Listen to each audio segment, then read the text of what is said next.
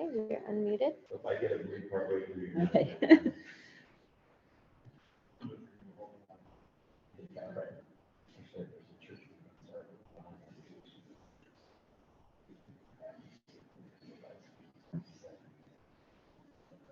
Make sure they.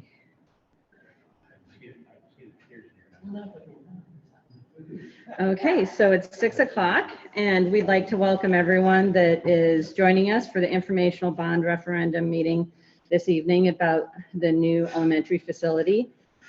My name is Julie Treppa. I'm superintendent of schools here in Boone. And Autumn? My name is Autumn Steeler, and I'm the principal at Page and Lincoln Elementary. And our schedule for this evening is to go through a history of our facilities planning, our current needs for our Boone Community School District, plans for the new building, and have some time to answer any questions that you may have this evening. So we're going to start with a little history lesson. When exactly did this school decide to look at building a new elementary school? So as we look at the history of the facilities plan, it started back in 2006. Prior to the construction of the middle school, where the Boone Board of Education developed long-range facilities planning. And you can see by the list of items that are included in the slide that all of the items have taken place with the exception of the elementary project to replace Page and Lincoln Elementary School. So that's where we are in our long-range facilities plan. We had the ability to remodel and add additions to Franklin Elementary. We're able to utilize Page and Lincoln for pre-K1 buildings. Currently, we built a new middle school with a 5th grade addition that went on 3 years later. And then we also have completed the high school project back in 2015. So now we are looking at the new elementary project, and on the screen, you can see where the new site for the elementary school will be. Many people have asked about where, how this location was decided upon, and it really took place over 3 years ago with a variety of possibilities for the school to look at different locations throughout our Boone School District. Some of those locations were excluded due to items within the land like mines or oil lines that would be on the land that would make it not conducive to building a elementary school building. Some of the locations that were explored were excluded because those individuals that own the land were not wanting to sell their land. And so the facilities where the land is located currently, that was decided upon through that vetting process over a 3-year time period. And really the location is ideal based on the surveys that were presented to parents, I believe 2 or 3 years ago, where parents had highlighted a need for easy on and off transportation, pickup and drop off to and from their workplaces. So that's something that also played into the location of the land as well. We've also received a lot of questions about a road. Would there be a road that would provide a drive-through the land and not require in and out all on Hancock? And that is correct, that there will be a road that will connect Hancock to Corporal Snedden Road. That is something that the city and the school district, we have been having collaborative meetings about that, and that is something that we'll work together to ensure will take place so that there will be a through road on the property that will allow for easy access to the new elementary school. Some of the things that the district is proposing for this new early childhood center are really around to meet not only our current needs, but the future needs of our students. Here's a list of a lot of those things that we'll go through, but really thinking about the age of the building and what it was planned for, or both of the buildings that we currently are using for Page and Lincoln.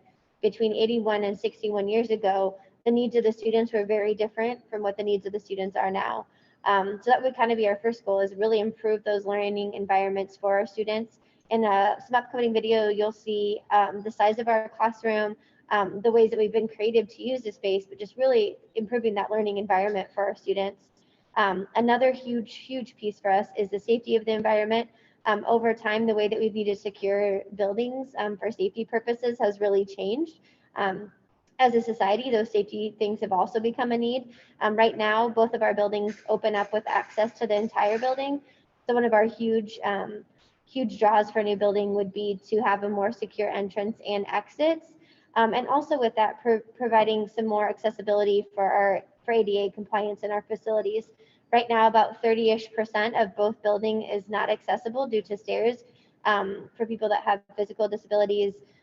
Both students and parents or guardians that would want to go to conferences or those kind of things don't have access to 30% of the building.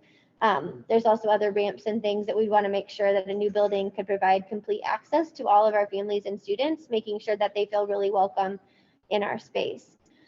Safer drop-off and pickup opportunities. If you've been by Pager Lincoln lately, you'll notice that we have to use streets, close off streets for that drop-off pickup time for our families, which they have been great and worked really hard to follow our procedures to try to keep everyone safe. But in our new facilities, we would want to have a parking lot, drop-off lanes, pickup lanes. It could be a through process that I'm sure that neighbors would appreciate as well too. So maintaining maintenance and professional development efficiencies. Right now we have a boiler system. Again, you'll see that in our video, but it's at the point where bellies of boilers need to be replaced and piping needs to be replaced. And because of that, we really need to look at what is efficient in the long term. We have windows that need to be replaced, just all the things that over time need to be replaced in any kind of general maintenance for a facility. Those are things that a new facility would offer us as well. One of our big needs is expanding populations and programming opportunities, especially in preschool and daycare. It would also allow flexibility for our district in that way by having a building that could meet the needs of our current population and then have other opportunities as well. Daycare is a big one. A lot of our families are looking for wraparound care for their preschoolers or preschool opportunities for 3-year-olds. And right now in our current facility, we just don't have enough space for that. And so really this will allow us to provide opportunities that, 61 and 81 years ago when people were walking to our buildings, that wraparound preschool was not a need then. And that's really a need for our community. We don't have a lot of preschool programming in our community, period. And so this is a really big need for our families. There's a lot of educational needs that have changed over time that we are responding to. Things like speech services and OT and PT services, even as we think about special education services, all of those things require new spaces that our buildings were not made for. So we have to be really flexible with our current space, but that's one of our huge needs as well. And then also from a community aspect, it's hard to find gym time when you live in the Arctic tundra and you need spaces for our teams, our sports, all of those things. Everything from Special Olympics to AAU teams need a place to meet, and we can offer that in a place that has, gym space. Right now we have a gym, a cafetorium, which is everything in one. So providing spaces for our communities that way would be a great asset as well for our community. So another question we oftentimes get is why not remodel Page and Lincoln? And really, we learned from the high school that remodeling is as expensive as building new. The long-term impact of having the remodeling of 1938 and 1961 school buildings does not provide updated facilities necessary for today's education, just as Autumn shared. So less efficient utilities, limited technology access, just ongoing repairs that would occur if we remodeled. Also, remodeling Page and Lincoln would likely cost more, giving us less and being incredibly disruptive to our district over a 3-year period, because remodeling requires temporarily relocating our students while that remodeling occurs, and that would take at least 3 school years. And where we would relocate students becomes a little bit more complicated with school building codes and accessibility requirements to facilities, and that would just limit our options for relocation. Another question that we've received is why not a new high school? Besides the fact that we did just, that's the most recent remodeling projects that we had was at the high school. Our school district wanted to build a new high school. A new high school would be around $100 million. The Ames High School is costing $110 million, and the school district has the ability to bond after we've paid off all debts, which would occur about 2032, of about $50 million. So we don't have the bonding capacity in which to build a new high school facility. So that's not an option for the school district at this time either. On this slide, you have three distinct options that the district needed to look at. One is if we did nothing and simply tried to maintain Page and Lincoln as they currently sit. In the next 5 years, our costs for maintaining Page and Lincoln are between $3 to $5 million. What that would entail would just be maintenance costs. So it does not include new parking lots, any kind of additional classrooms, or making our facilities ADA compliant. That's not updating with safe entryways or up-to-date ventilation systems. That is simply maintenance. And some may wonder why $3 to $5 million. Part of it is if we need to go in and redo electrical or plumbing, that also requires going into some asbestos pieces that are safe when you aren't disrupting the walls. But if you need to go into the walls, then you need to have asbestos abatement done to be able to do that work. So that's why the cost of $3 to $5 million, simply to maintain our facilities as they stand. So if we were to remodel, as we stated before, it really costs more because just the buildings alone and remodeling would be $24.5 million. That still would not provide us with parking lots because they would remain on the Page and Lincoln land where they currently are, and would potentially actually take away classroom space at Page and Lincoln because of the accessibility of trying to add an elevator to buildings that old can actually take away from some of the space that currently exists. And then at Page, we would lose some playground space for remodeling to be able to build classrooms out and also have gymnasiums in both locations. That $24.5 million price does not include costs for architectural and other contractor fees that would obviously have to take place as well. With the new build that is being suggested on the bond referendum, the building itself will cost $19.9 million. And with the addition of being able to include the architectural and contractor fees and parking lots and drop-off pickup areas, that will have a price tag of $23 million. So the new build would fulfill all of the needs that we've outlined with you this evening and would actually cost less than remodeling both Page and Lincoln. Some people have asked, how is it possible to have a project cost $23 million and not have it raise my taxes? The debt service levy is the opportunity school districts have to be able to pay off their debt. That's the only line item that we're allowed to use.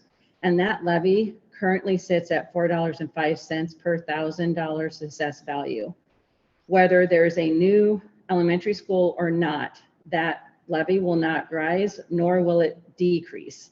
So if the bond referendum passes, that debt service levy will remain at 4.05.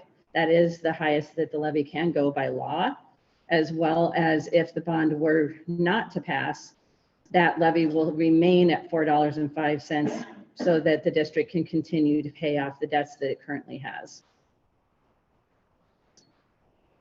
So what will happen to Page and Lincoln if this bond were to pass? Essentially, this is something that is decided on by the board, but the plan right now is to have the property sold. The district has had parties interested in purchasing at least one of the properties. And if there were to be a situation where one of the properties could not be sold, then the district would determine the best use of the property. We have some building footage that we would like to share with you. We're going to start first with Lincoln Elementary.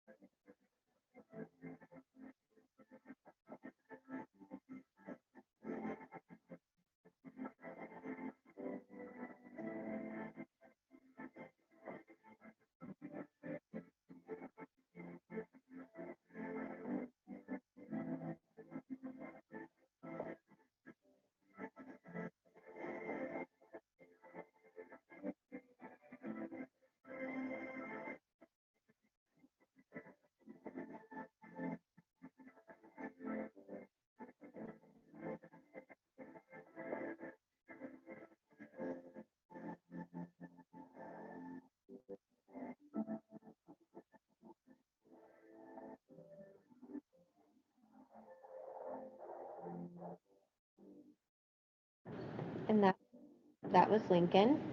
And one of the things you mentioned is the age of Lincoln and it being one of the oldest buildings. We have actually realized that there's a couple more downtown that were built in 1917 and some other times. So it's up there. I believe the architecture is similar to the courthouse. So it's built, that type of building is similar to the courthouse as well. And they were built back around the same time. Here is Page Elementary's video.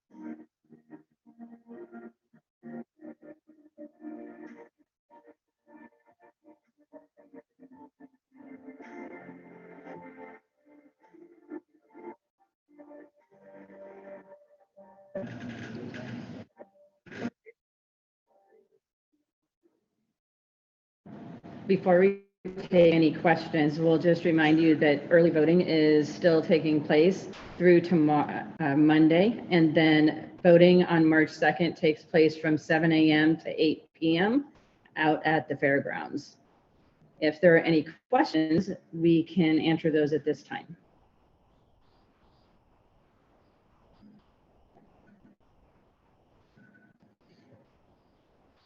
I'm receiving that there are no questions for those that are online currently. I have nothing. Okay. Well, we appreciate those of you that joined us this evening, and certainly feel free to reach out to Autumn or myself if you have questions that arise after this presentation, and be sure to vote tomorrow or Tuesday. Thank you so much.